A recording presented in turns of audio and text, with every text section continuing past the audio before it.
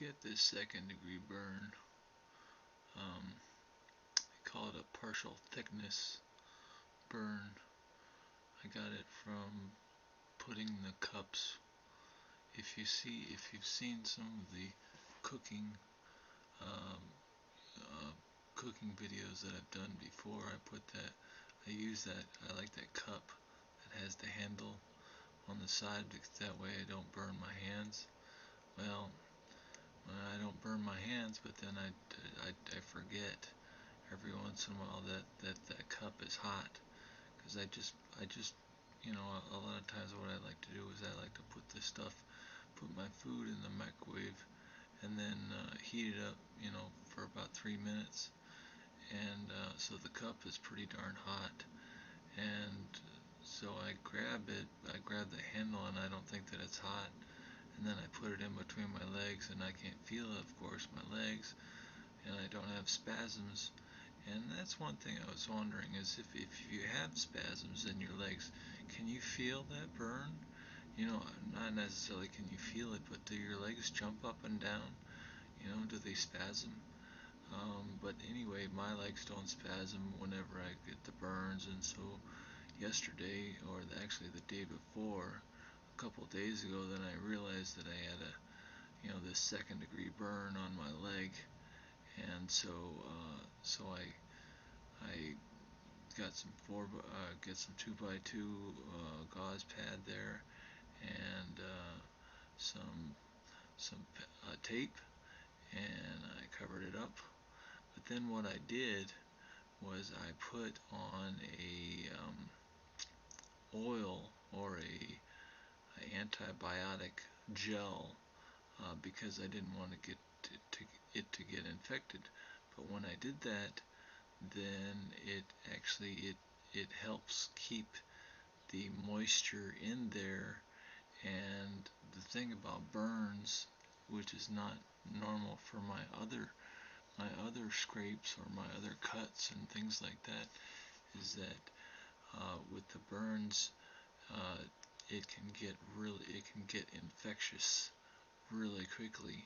And that's why people die of skin burns, I guess, because whenever I removed the tape there, and the gauze pad and stuff like that from the wound, then it really stunk, and that, I think that's because I had not let it dry out.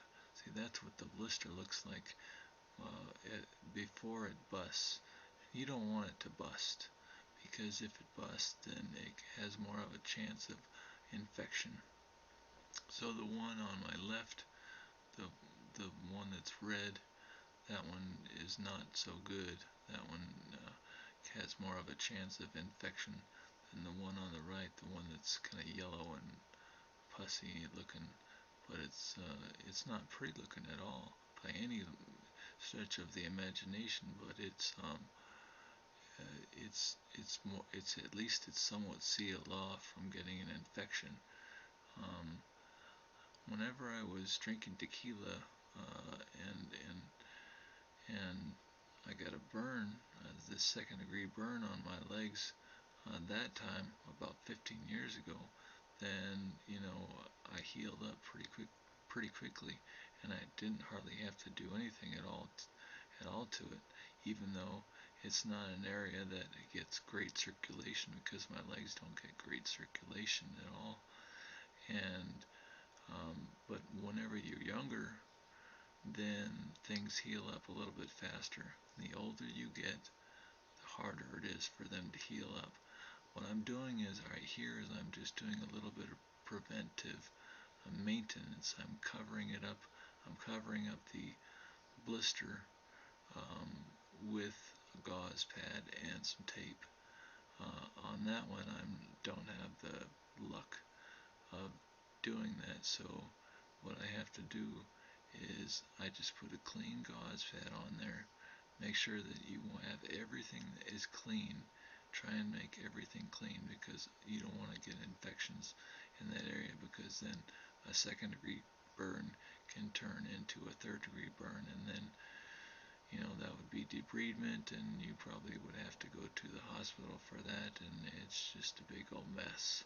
So anyway, what I like to do is I like to put all my wound care medicine, together in one box. And so I got my gauze pads there, and I got my tape. That tape has got perforations, so it can help breathe a little bit, help the area breathe a little bit, but not too much, but just breathe a little bit. So that's pretty helpful, and that's where I also put my scissors. So that's how it is.